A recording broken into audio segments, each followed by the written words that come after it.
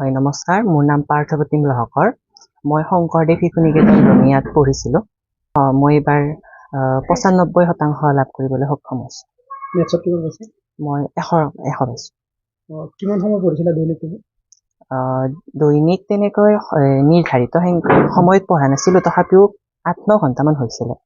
ভৱিষ্যতে এইবাৰ মই ছায়েন্স ষ্ট্ৰীমতে পঢ়িম আৰু এজন সুচিকিৎসক হোৱাৰ মানে আশা আছে। ৰঙিয়াতে পঢ়িম। পঢ়াৰ ক্ষেত্ৰতো মোক মা দেউতা বাইদেউসকলে উৎসাহিত কৰিছে, লগতে শিক্ষয়িত্ৰীসকলেও অনুপ্ৰেৰণা জনাইছিল। প্ৰেৰণা মানে আগৰ পৰাই দাদা বাইদেউহঁতক চাই থাকোঁ বা কেনেকৈ পঢ়া শুনা কৰে বা তেওঁলোকে বা এনেকৈ নিউজ চিউজত দেখিছিলোঁ, এনেকৈ হাইস্কুল শিক্ষান্ত পৰীক্ষাত ভাল নম্বৰ পোৱা দাদা বাইদেউসকলক এনেকৈ অনুপ্ৰেৰণা পাইছিলোঁ আৰু। ভাল লাগিছে, মানে ভবা মতে হৈছে। সি বহুত কষ্ট কৰিছে, তাৰ ফলটো সি পাইছে আৰু। দিনত সি মানে সময় যেতিয়া পায় তেতিয়া পঢ়ে আৰু সেনেকুৱা এটা নিৰ্ধাৰিত সময় নাই। পঢ়ে আৰু পঢ়া আগৰ পৰা সৰুৰ পৰাই চোকা। মইতো তাক বহুত মৰম কৰোঁ। ই যিটো কষ্ট মই ভাবো বোলে ই এইটো বস্তুৰ কষ্ট পাব নালাগে, মই সেনেকৈ ৰাখিব বিচাৰো। তাৰমানে তাক কওঁ তুমি বেলেগ কষ্ট কৰিব নালাগে, তুমি কেৱল পঢ়ি থাকা, কিবা দৰকাৰ হলে মোক কবা, মই আছো তোমাৰ।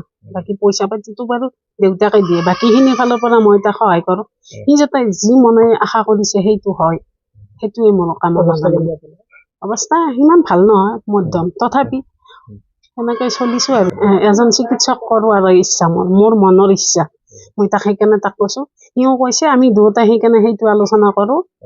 কৰিবলৈ তাক কওঁ দে, তুমি মনে মনে যিটো ভাবা সেইটো কৰি থাকা, মই আছো তোমাৰ পিছত, তেনেকৈ কৈ থাক।